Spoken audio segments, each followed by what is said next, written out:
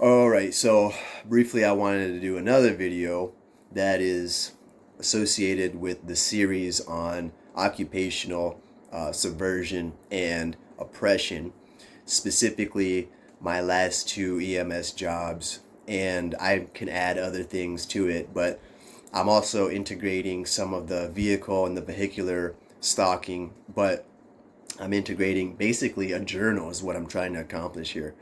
And I put on the very first part of the series a conversation and dialogue with Jenny Evans of Shoals Ambulance and the narcissistic dialogue that I had to endure. And that's posted on my channel. Also, I posted recently regarding the interaction with another paramedic not wanting to strain a patient and some of the operational expectations of responsible paramedics and responsible employees should be considering. And you can see how I had those interactions. And now I'm bringing you the interaction, forwarding the experience on the very last shift of the, technically I think there was four, but three shifts were really the three shifts that I actually did something and was more training oriented.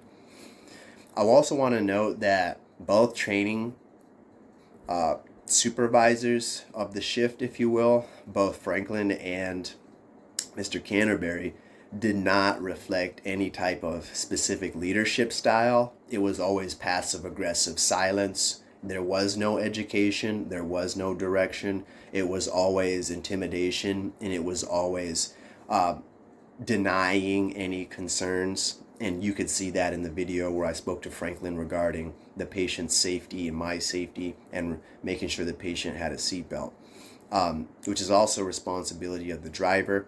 But ultimately, Franklin is the AIC and in charge, the attendant in charge.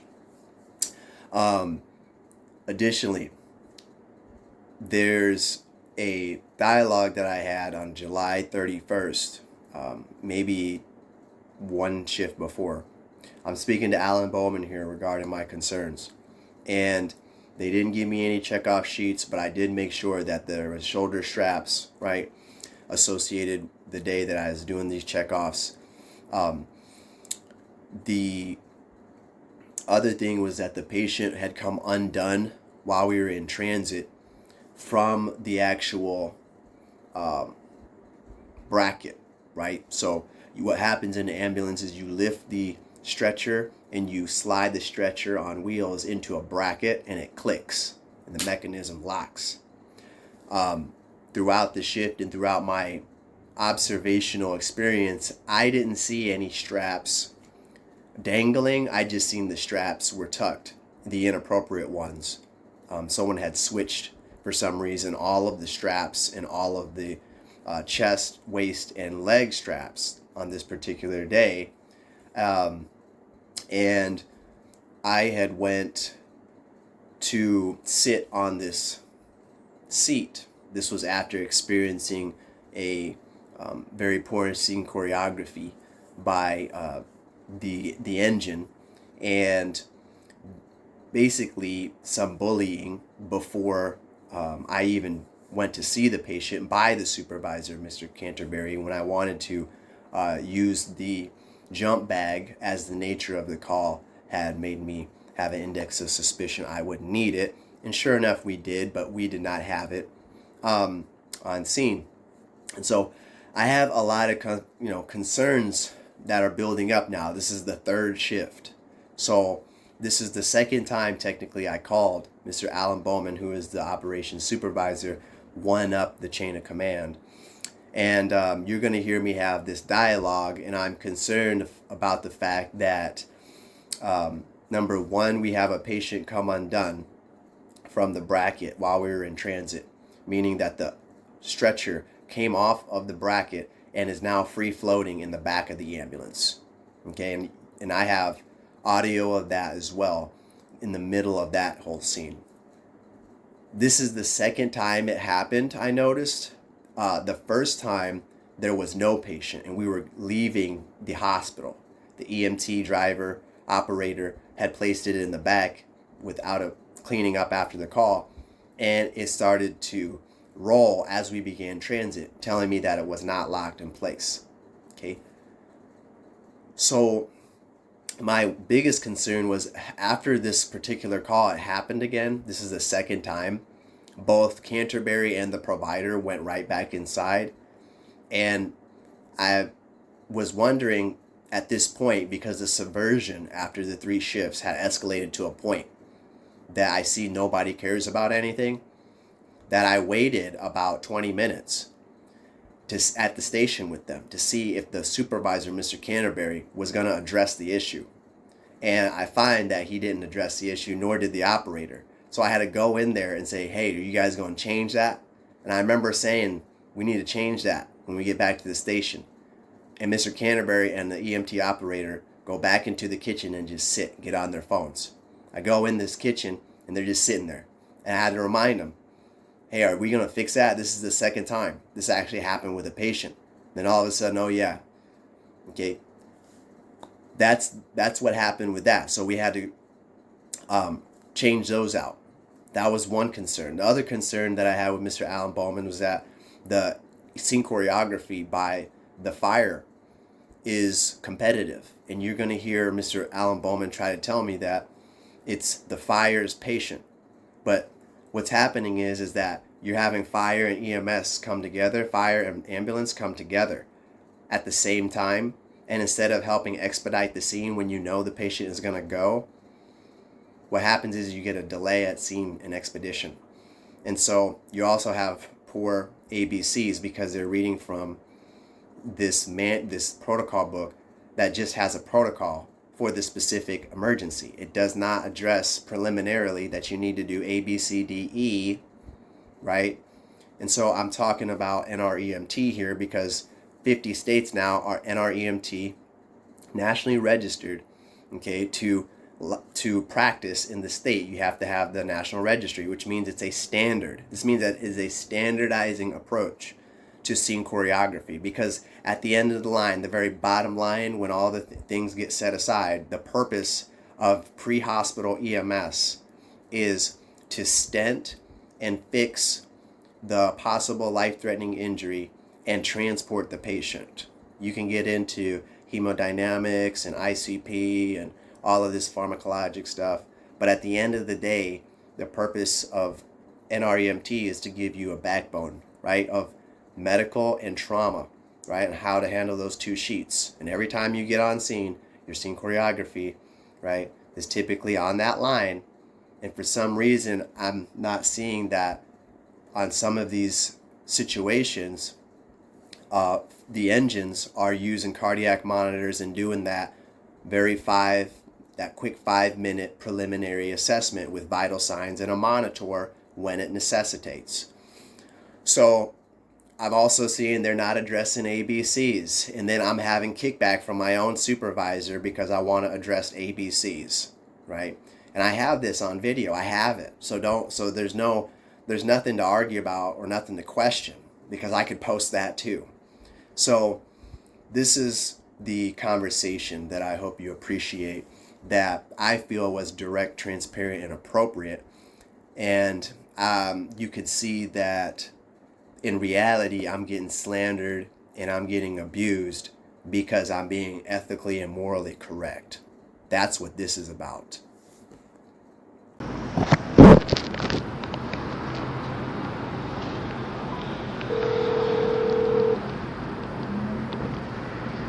Alan.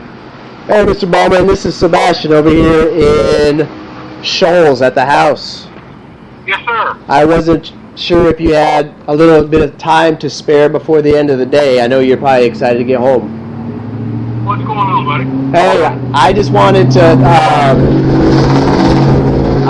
to let you know that I just had some concerns overall with meeting with fire and everybody being nationally registered. We're not really tackling airway with oxygen, and we're leaving these patients apneic.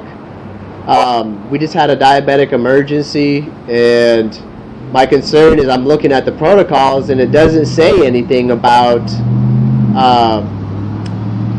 putting them on a monitor or anything. So I don't know why that is. But the other thing is we got to make sure that the shoulder straps, I noticed, are getting snagged. So we had a patient come undone from the rack today while we were beginning transit. One of my associate providers had put the patient on the rack on the stretcher, and then she gave a gas and the patient come undone, and come to find out we're not using the appropriate shoulder straps with the appropriate waist straps. And so it was neglected, and twice it happened today. So we got that corrected. Okay. So I know you'd like to understand kind of my concerns, but I do notice that fire is not really getting on the patients who are apneic, or and my concern is I don't want any, obviously, confrontation, but I do want to be able to move forward, hopefully on a great foot, ethically and morally, and be sure that I could bring the best to the community by bringing the jump bag and the oxygen. I know some providers don't do that here, but there isn't any paperwork or education perhaps that says we do have to have an O2 tank on the stretcher and we do have to bring the jump bag. Is there education here regarding that? No, we do not have to. Okay. But that's up to each individual provider. So, Okay. I did not. however you want to do it, as long as, just remember, best for fire, that is their patient until that patient gets in the back of our truck and they sign you over. Okay. I'm going to have to really appreciate that. And it's the first time that I've seen a fire department work in that fashion. I've worked with so many fire departments. Usually they're really great at getting them on the ambulance so we can expedite from the scene. But in this case, this is different. So I'm just going to have to just acknowledge, basically, and appreciate that their care. But I do want to inform you of that, because I felt, being a nationally registered paramedic, we go under this arduous, procedure and assessments to make sure that we're doing our primary assessment, which includes ABCs and addressing things like vitals first. I'm finding that there's more than 2 scenarios I've documented where we're just allowing the patient, in this case, again, O2 sats at room air were 86%, and was throwing ectopy on monitor, and they would never know that, and tachycardic. They would never know that unless they would have addressed it from National Registry standards. So, again, I'm just wanting to touch base with you. I wasn't sure if there was a liaison, like a fire to EMS liaison, so perhaps maybe they can just, say, hey guys, we've got to kind of go by National Registry, kind of make sure that we're doing ABCs and addressing oxygen and vitals. But if that's not the case and every provider is to his own discretion, I understand, sir. But I did just wanted to reach out to you today and let you know that Mr. Canterbury also left. I guess he left me here. I don't know what that means necessarily, but I'm just going to wait for him to come back. So that's kind of the day. My concerns were we weren't configuring our shoulder straps appropriately, and it led to 2 times where the stretcher actually come undone, and one of those times was during a patient experience. So what do you mean by the stretcher come undone? Exactly that. I mean that when my provider that I was working with, or the associate, was putting the patient onto the rack and locking that in, he or she went to drive the ambulance, and when we began transit with the patient on board, the entire stretcher came loose from the bracket, and I had to stop the ambulance in transit with the patient on board. Okay, so it didn't lock into the From mechanism? From my understanding, after speaking with Mr. Canterbury, he said that the shoulder strap became lodged somewhere in the mechanism, and that's why 2 times today it caused it to come undone and not secure properly. So the shoulder strap wasn't on the patient, in other words? Yes, that's correct. The shoulder strap, because the shoulder strap was not able to buckle into the 3 straps because someone changed the 3 straps, the leg, the waist, and the chest. And so for some reason there's these straps for some reason that were replaced between now and my last shift a week ago almost. that the buckles go all the way to the cushion instead of to the middle of the patient. Okay. All right. And I will. All right. I've got some straps at the office. We'll get those swapped out. We did. We changed them, but I did have to say something that I didn't want it to happen a third time, and we ended up changing it about 45 minutes ago. Okay. So those three stripes, they've been swapped out and everything's good, right? That's correct, sir. Okay. All right. I don't understand how that trigger came clear. Did that though, but all right. Yes, sir. Yes, sir. So, I just wanted to brush that by you because I wasn't sure how you guys do like liaison fire to EMS, but in this case, I understand from Mr. Canterbury. I just talked to you about anything regarding fire, but I was just making sure. As long as they're following protocol, not necessarily National Registry. Right. They have to push state protocol also. Right. Which is based straight off National Registry.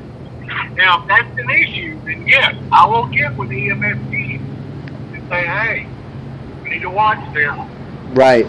Right. So I just wanted to touch that base with you. I see the protocols here, and they are a little different, but all the protocols say, begin with oxygen, and in two cases, the patient is in the mid 80s and tachycardic, and they didn't have oxygen on them. So I just wanted to let you know, and there's nothing that you could technically do. I didn't realize that there was not an EMS liaison to fire liaison that addresses things like this. So I didn't know that, but I will just. I am pretty much liaison. Okay. I'm just trying to optimize patient care. That's just kind of my background, coming from Richmond ambulance service and all the other services on the East Coast with big cities and big populations, and I'm just making sure that you are aware that we are neglecting for some reason establishing an O2 saturation and addressing any hypoxia, and I don't know why that is. I don't either, but I will find that out. All right, sir. I appreciate your time. I'm just gonna wait for Mr. Canterbury to come back. What is the goal moving forward? I think today you said was perhaps my last training day. Is that something I need to address with Mr. Canterbury? Well, he's got to give the report and stuff like that, so and fill out the paperwork on it, so we'll see. Okay. All right? All right, sir. Thank you. Thank you. Bye.